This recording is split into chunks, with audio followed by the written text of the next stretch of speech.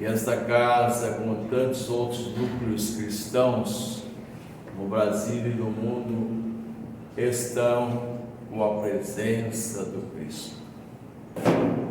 Porque Jesus é como o sol que se irradia chegando até nós. Poderíamos colocar dúvidas, imaginando que Jesus está tão longe de nós. Mas foi Ele que nos assegurou que aonde estivermos reunidos, ali Ele estará. E fizemos a analogia com o sol que estamos enxergando, os seus raios de luz e calor que chega até nós. O sol está muitíssimo, muitíssimo mesmo longe de nós. 150 milhões de quilômetros. Você imaginar? Vamos fazer uma viagem daqui até o Distrito Federal, até Brasília. É só 2.400 quilômetros. É ali. E o sol chega aqui, projetando luz e calor indispensável à vida. Sem isso, não haveria vida na Terra. Nem nós humanos, nem os micro-organismos. Sol é fonte de vida física. Jesus é o sol de nossas almas, fonte de energia para a nossa alma, para o nosso ser espiritual.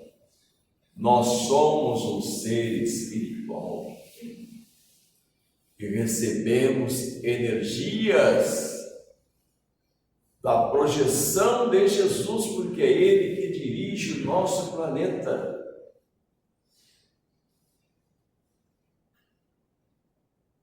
E reflexão boa, né? É isso que nos garante a nossa fé. O que é fé? É pegar uma oraçãozinha milagrosa, ler, botar no bolso, é pegar o Evangelho e deixar no canto da mesa, da sala, quarto, nunca abrir. É colocar a Bíblia como aquele só se detém na Bíblia. Este é um livro santo. Não, ali é papel. Conteúdo sim é divino. E nos diz o Espiritismo que fé é confiança. E completa, que nós adquirimos. Nós não damos para ninguém, nem com muitas palavras, o despertar da fé. Nós adquirimos. Esse espaço que estamos aqui é um exercício para adquirirmos. É fácil a gente adquirir um aparelho de televisão novo, uma geladeira nova, um carro, uma moto, uma casa. Financia-se 30 anos. Para adquirir, leva-se 30 anos. Nós temos o tempo nosso que Deus misericordioso nos dá todos os dias para adquirirmos a fé. E aos poucos, na medida que nós nos ligamos com a espiritualidade, nós vamos sentindo esse retorno. Como alguém que a gente fala, olha, vai lá em casa que eu fiz uns quindim. Eu gosto muito de quindim. Então a gente já saliva, a confiança já desperta que nós vamos lá na casa do amigo, da amiga e vamos comer um quindim. Confiança que vamos receber. Veja como é simples a gente entender o que é a fé. Aos poucos. Outro dia alguém diz, vai lá em casa domingo almoçar, vou fazer um galeto. É mais um dia para adquirir a confiança nessa relação de amizade. Esta amizade com Deus. Nós temos que ser amigos de Jesus. Ele disse que Ele é, segundo os Espíritos, na questão que Kardec fizeram os Espíritos, o guia e modelo. Bem, o nosso tema do Evangelho é buscai e achareis, no capítulo 25. Esse título do capítulo que Allan Kardec dera, buscai e achareis, é uma frase de Jesus. E o evangelista Mateus reproduziu este momento de Jesus. Eu adoro Mateus. São 4 evangelistas. Mateus foi o primeiro. Depois, João, Marcos e Lucas utilizaram o evangelho, os escritos de Mateus e saíram a pesquisar. Lucas, que nunca conhecia Jesus, foi fazer entrevistas, entrevistou Maria, mãe de Jesus, escreveu. Mas Mateus era a sombra de Jesus, era um apóstolo, um dos 12. Enquanto Jesus estava falando para o público, o povo ali reunido, Mateus estava anotando o que Jesus falava. Daí surgiu as primeiras anotações. Quando Jesus foi morto, o que se tinha eram as anotações que Pedro levou para a instituição que criaram, a primeira instituição da Casa do Caminho. E lá estudava as anotações de Mateus, que culminou com o Evangelho de Mateus. Então veja só que Mateus, estou dizendo isso, ao dizer que, claro que todos os evangelistas são dignos de confiança e fidelidade, porque os doutores das leis, da teologia católica, apostólica, romana, altos intelectuais, grandes sacerdotes e bispos, Santo Agostinho concorre com mensagens nos livros de Kardec, São Luís, que concorre também com a mensagem de Kardec, foram doutores. E eles estiveram examinando vários, eram dezenas de vários evangelhos, e que foram considerados na seleção 4, e os outros chamados apócrifos, considerados os mais puros, os mais fiéis, os mais verdadeiros, após um exame exaustivo dos intelectuais, teólogos, católicos, sacerdotes. Então, o que escreveu Mateus, que ele ouviu de Jesus. Imagina um povo ali reunido, e Jesus disse: pedi e vos dará. Pedi e vos dará. Buscai e achareis. Batei a porta e você abrirá. Naturalmente que Jesus está falando das coisas divinas. Porquanto quem pede, recebe, e quem procura, acha. Aquele que bate a porta abrir-se-á. Bem, diante dessa fala de Jesus, Allan Kardec pede a contribuição dos espíritos luminares que estavam trazendo revelações mediúnicas e apresenta-nos a seguir alguns textos de interpretações para o nosso melhor entendimento desta mensagem de Jesus, porque Jesus não tinha tempo de esmiuçar, explicar tudo. Às vezes até os apóstolos dizem: Senhor, às vezes tu fala e nós entendemos, mas outras vezes nós nada entendemos, porque ele falava por alegorias, as parábolas, deixava para o raciocínio, aproveitando até os costumes da época, e dizia o Cristo que muitas coisas não eram para se entender naquela época. De futuro se entenderia.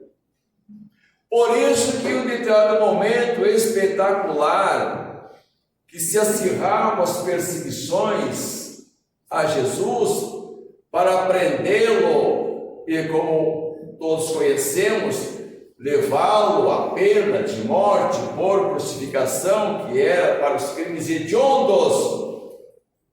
E as acusações de crime de Jesus não eram hediondas, era blasfêmia, ameaça à estrutura do Estado judaico, consequentemente dos poderes que advinham de Roma, do Império Romano. Mas fora levado porque a execução seria mais rápida, o processo se agilizava quando colocado como crime hediondo. Não durou muito o processo para que ele fosse, então, julgado a pena de morte na cruz. Mas se avizinhava este acontecimento que os apóstolos, inquietos, e como tinham a dependência de Jesus, eles eram aprendizes, Jesus os reunia durante aqueles 3 anos, em grupo de estudos, como nós fizemos na nossa casa espíritos, grupo de estudo para se conhecer. Jesus dava o conhecimento aos apóstolos dos ensinamentos que vinham de Deus, das leis divinas. E os apóstolos perguntaram: Senhor, como ficaremos com a tua ausência? Veja, perderam o líder. Eram homens que já acompanhavam Jesus há 3 anos. Mas eram homens que tinham uma vida de trabalho. Pedro tinha sua família, esposa e filhos. Filipe tinha sua esposa e filhos. A maioria eram solteiros. Jovens, como João, maravilhoso João, aquele jovenzinho de 16 anos, foi até os 92 anos o único apóstolo que não fora morto, pregando, fazendo viagens extensas, pregando a mensagem do Cristo, sendo preso, espancado, ameaçado de morte. Intervenções ocorriam, libertavam-no. A peregrinação de Pedro, de João, foi tão linda, tão maravilhosa quanto a de Paulo de Tarso, que fora depois da morte de Jesus, que nem conhecera pessoalmente Jesus. Conheceu Jesus no fenômeno de materialização. Jesus se apresentou quando Paulo, que então era Saulo de Tarso, doutor da lei, com credenciais do Sinédrio, que era o poder máximo do Estado dos judeus, ia para aprender em Damasco, o maior dos líderes cristão, Ananias. E no meio do caminho, Jesus se materializa.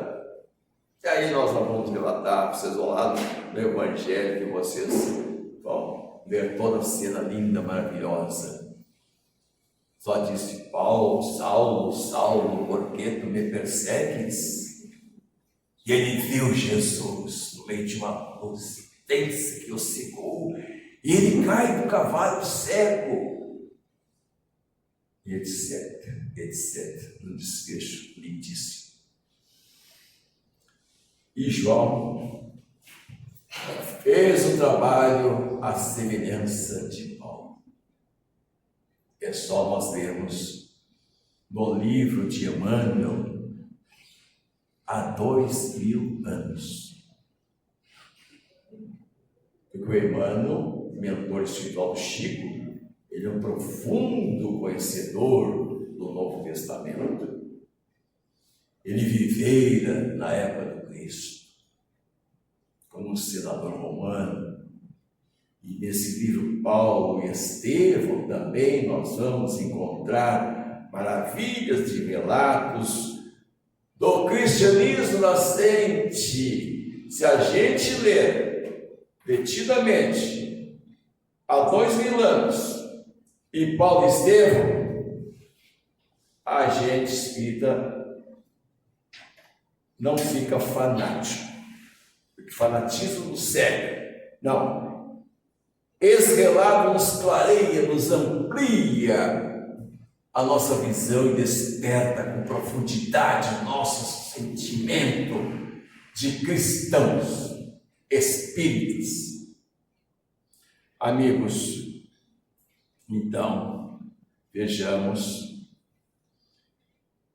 que Jesus falou: pedi e vos dará, pedi e vos dará, a porta abrir-se-á. Vejamos os verbos aqui usados por Jesus. Lembrando um pouquinho em português, as palavras são classificadas em verbos, em substantivos, em adjetivos, em pronomes. Lembra disso? É o básico. Lá no começo a gente aprende. Eu, tu, ele, nós. Pronome. Eu. Não precisa dizer o meu nome. Eu. Pronome. A casa aqui é grande. Grande. Adjetivo. Da qualidade e tamanho dessa casa. A casa é linda. Qualidades. Desculpe, não estou subestimando o raciocínio e o conhecimento de ninguém. Mas só para lembrarmos que Jesus usou alguns verbos. E verbo é ação. Eu estou falando. Ação. Eu vou caminhar. Ação. Eu vou dançar. É bom, eu gosto de dançar. Eu estou dançando nas sextas-feiras, quando dá, algumas sextas. Nos bailes da boa idade. É um exercício muito bom. Bem, além da música, a gente escuta. Grupo da amizade. Não é frege, não. Bom, olha os verbos. O verbo pedir. Mãe, me dá uma mamá. Sabe o que você vai fazer? Mãe, quero comer. Comer, verbo. Ação. Outro verbo, buscar. Buscar.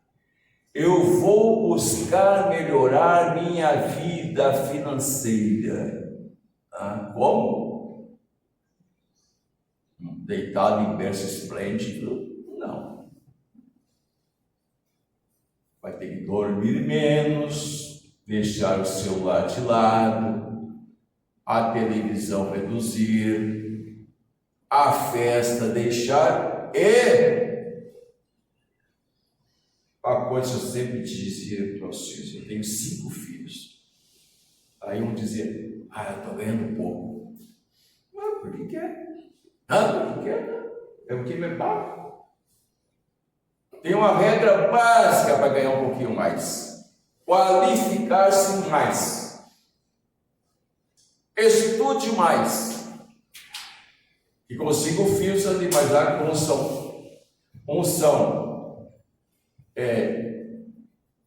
de força, vamos adiante, vamos. Outros são mais na retranca, tem que ir empurrando. É assim a vida. Então, buscar. Tudo que nós adquirimos, nós buscamos. E para buscar tem um preço chamado trabalho. E está lá no livro dos Espíritos. Eleita. Kardec perguntar a Deus, conforme a tradição, trabalhou 6 dias e no 7º está lá, o 7º. Você diz, não, Deus trabalha ininterruptamente, sempre renovando o universo, criando vida nesse imensurável universo que foge da nossa imaginação. Outro verbo, bater. Bater. É muito interessante, né? Então, pedir, buscar e bater. Eu vou lá na casa da Dona Maria, que eu almocei, e agora eu vou lá de tarde tomar um chazinho com ela. Minha amiga disse eu ir lá a qualquer hora. Vou lá. Aí eu chego às 3 horas da tarde. Para muitos não é um bom horário. Chega na porta. Ou na campainha. Ninguém atende. Ninguém atende. A Dona Maria olha, 3 horas? Quem está aqui? Eu quero levantar às 4. Dá uma espiadinha no olho mágico, na frestinha. Dona Maria, ouvi, mas para quem não avisou? Chegou essa, não abre a porta. Mas quem sabe ela vai insistindo até que a Dona Maria decide abrir a porta. Insistiu. Persistiu. Abriu a porta. Veja que as ações têm requisitos. Nada é fácil. Tudo é possível com esforço. Esforço humano em tudo. Este horário nós estamos aqui. Depois do almoço, um solzinho desse. Eu percebi, no verão me dá um sono depois do almoço. Mas a gente está aqui. Mas tem muita gente roncando essa hora. Não é ruim. Pode roncar. Então vem à noite aqui. Mas alguém sabe que nós vamos agora de tarde e diz para a senhora, vou no centro espírita, ora por mim. Estou com os problemas lá em casa, bota o nome da minha filha e vai deitar. Não há favores. Nada é de graça, tudo é esforço. Deus é Pai misericordioso. E nós, espíritos, sabemos que os espíritos luminares estão aqui, atendendo-nos. É algum feixinho fininho levando lá para alguém que nós estamos botando a nossa prece, para ver se desperta aquela consciência. Não é para vir aqui. Nós espíritos não preocupados se vão na casa espírita ou não.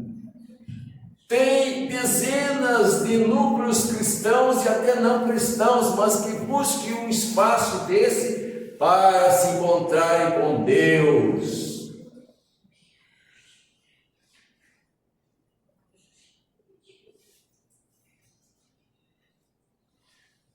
Entendemos que o auxílio está na medida do empenho sincero, como Espírito.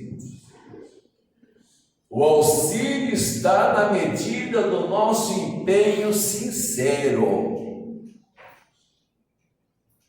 Nos ensinam os Espíritos que o auxílio do plano espiritual nunca falha. Nunca falha. Mesmo negligenciando, mesmo se omitindo e não fazendo o que nós estamos dizendo que é o melhor que Jesus nos coloca, o socorro chega hoje, chega amanhã, chega o mês que vem. E o indivíduo não se movimenta para se melhorar. Vamos ajudar outro. Deixa este para mais tarde. Quando cair e se esfolar bem, daí ele desperta. É assim que funciona as leis de Deus.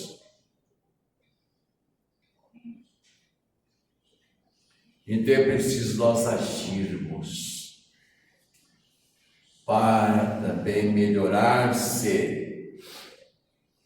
Sempre nós temos que melhorar alguma coisa nos atos nossos, na maneira de pensar e agir. Sempre temos as coisas para melhorar. E não adianta dar tapinha na cara, olhar no espelho, é sem vergonha mesmo. Não. É um esforço nos melhorar, conhecendo a mensagem de Jesus. E isto, meus amigos, não é uma exigência de Deus. Não é exigência. Deus criou as leis. Isso está dentro da lei do progresso, que está lá no livro dos Espíritos, como uma das leis morais, das leis divinas, lei do progresso. Nós queremos progredir, e se não fizermos nada materialmente, a gente sabe que não consegue chegar lá. A semelhança ocorre com os valores espirituais, na conquista de virtudes. Eu quero ter mais paciência. Mas no dia a dia não se vigia dentro de casa e se irrita, fica bravo, bate boca por coisas simples. Não é assim que vai conquistar a paciência. Nos ensina o Espiritismo, quando damos o primeiro passo, os benfeitores se aproximam de nós. Eu tenho que orar. Aí eu vou para o quarto, pego o Evangelho, leio. Tem que criar condições. A leitura mexe com a nossa emoção.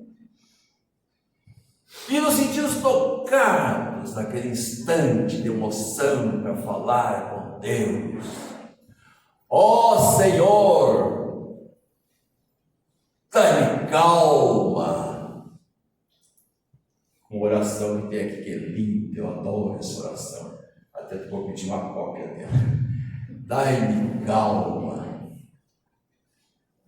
porque a calma harmoniza os nossos pensamentos. deflagram boas emoções, desperta sentimentos elevados. Calma, calma, respira fundo. O psicólogo diz que quando nós estamos diante de uma agressão, e que consequentemente quando somos agredidos, a gente quer agredir, quando a gente recebe um tapa, porque dá dois. Aí a gente precisa assim, inspirar 4 segundos. Retém o ar 2 segundos.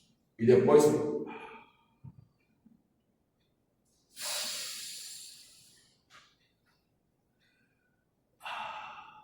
faz 6 vezes antes de dar a resposta para alguém. Vai ser diferente a resposta. A gente poderá naquele silêncio desarmar o outro, dar constrangimento ao outro, e ele desculpar-se. É um treinamento, é um exercício. Quando abrimos a porta da boa vontade, outra coisa, tem que ter boa vontade. Eu tenho vontade, mas não consigo deixar de falar, não tenho vontade. Está fraca a vontade. Está fraca a vontade. Tem que potencializar essa vontade. Quando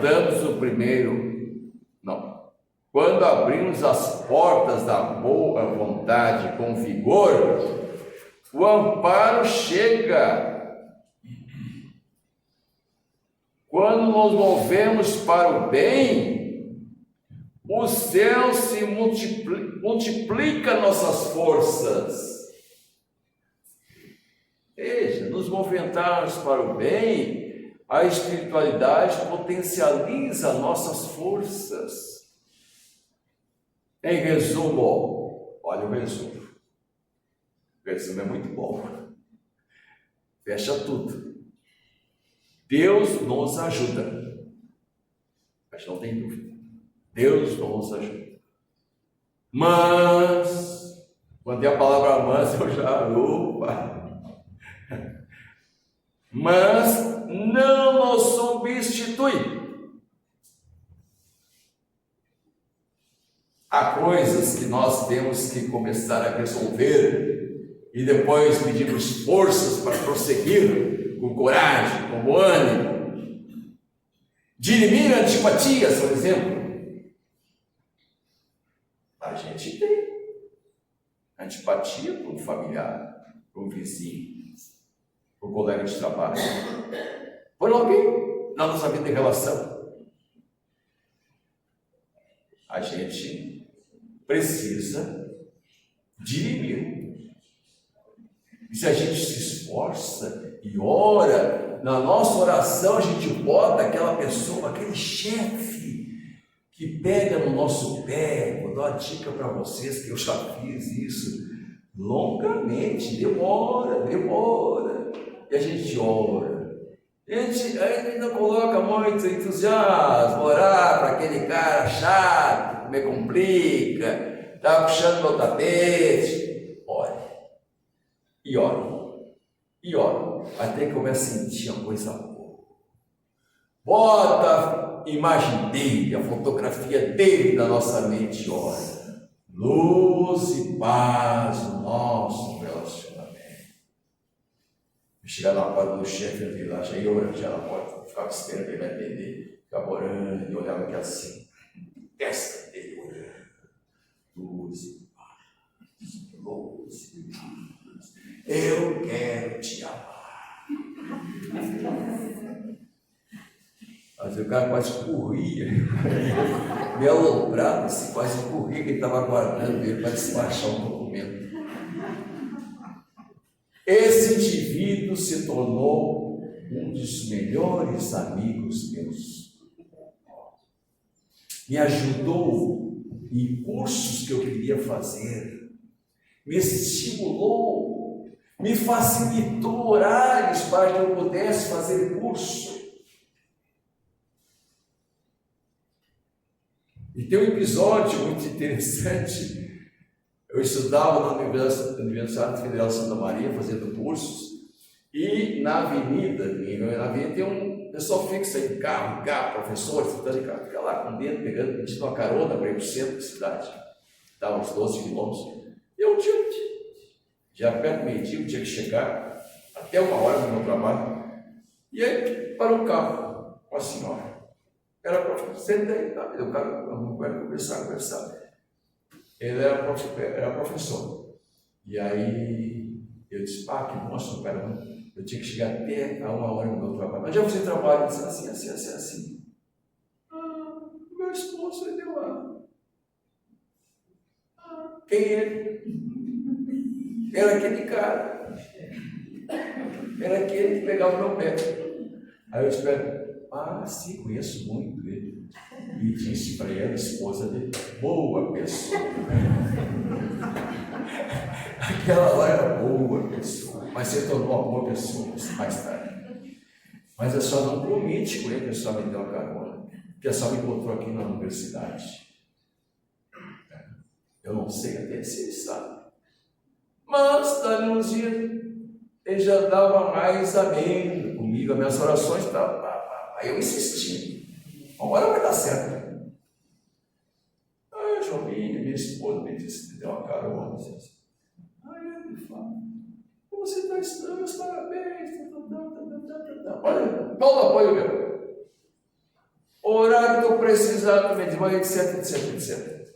Desculpe eu ter dado um testemunho pessoal, mas para vocês verem assim, ação da prece. Para diluir antipatias que a gente não sabe de onde nasceu.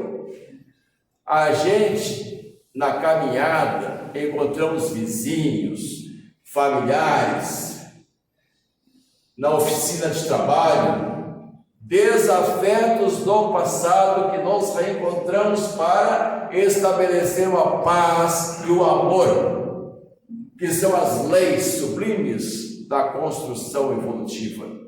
O amor. Nós não nos encontramos por acaso com desafetos, com aqueles que nos agridem, com aqueles que nos perseguem. Foi Jesus que disse, orai porque vos odeiam e vos perseguem. Antes de orar, vá e reconcilia-te com o adversário.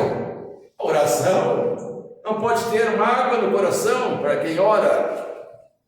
Nós espíritas não podemos dizer eu tenho inimigo. Não. Porque nós vamos desencarnar e de repente nos encontramos. O cara aqui ainda. E pode culpar o lá também. No plano espiritual pode culpar. Então, por Jesus, vai, reconcilia-te enquanto estás a caminho. O caminho é agora. Se alguém não gosta de nós, se alguém nos agride, se alguém fala mal de nós, o problema é dele, não é meu. Deixa ele com as suas mazelas. Não compartilhemos com as mazelas dos outros, já temos algumas nossas que descobrimos, precisamos nos desencilhar delas. Então, amigos, só para nós encerrarmos, muitas vezes nós rogamos, Senhor, dá-me a paz, mas não nos habituamos a viver com a paz. Senhor, ajuda-me a vencer certo vício, mas não damos passo para disciplinarmos-nos. Senhor, quero harmonia em minha casa, mas não mudamos o ato do tom de voz, da intolerância, das atitudes. Sempre o outro é o errado. Dificilmente ele vai dizer assim, eu errei. Dificilmente. É um orgulho nosso. De que maneira surge, para nós encerrarmos, de que maneira surge o auxílio de Deus? Ah, Deus não me ouve, eu não recebo auxílio.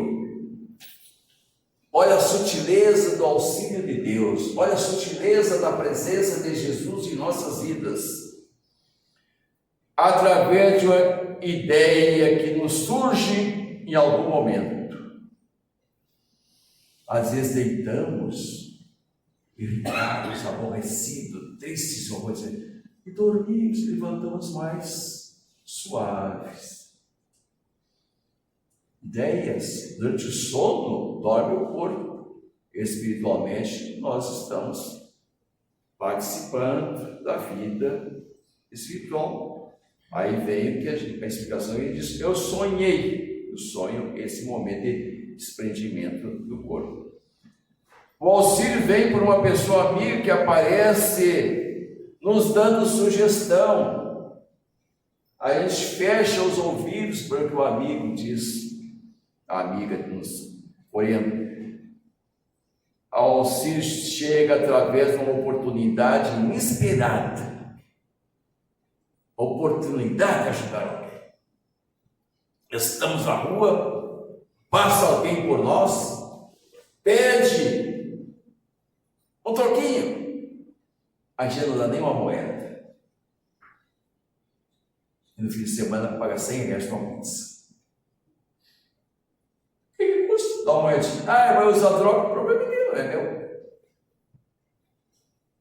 Ele precisa da droga. Eu não preciso, mas ele precisa. Um dia ele vai deixar. Dá 50 centavos, R$1. Dá para comprar um cacetinho, um pãozinho. É uma oportunidade. A força moral para resistir a uma tentação. Ai, que tentação. Não me sai da cabeça. Nas áreas das relações, então, nós mais péssimas as ideias que sobrevêm. Quando o homem vê uma mulher bonita, ou não. Agora, quando a mulher vê um homem tatuado, bonitão, fortão, isso pode ser tentação. A força moral para resistir à tentação. A calma para suportar uma prova, manter a calma. Mas tudo isso chega quando estamos em ação. Não chega quando a nossa mente está focada naquele objeto da tentação, que nos instiga a pensamentos perturbadores. Em ação. E aí eu botei para nós encerrarmos aqui, ó, que eu estava, na hora me veio essa, como diz assim, ó, uma ideia. Vocês lembram do Raul Seixas? Era um cantor, poeta, era um filósofo, né? Desencarnou jovem por overdose, né? Mas deixou letras que tocam hoje em sucesso.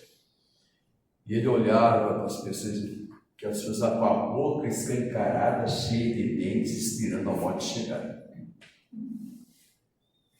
Muitos estão assim, com a boca escancarada, cheia de dentes, esperando a morte chegar. Nós não podemos esperar a morte sem ação para nos curarmos. É o progresso espiritual nosso. Amigos e amigas, muito obrigado. Tenhamos êxito nesse nosso investimento chamado vida. Luz e paz.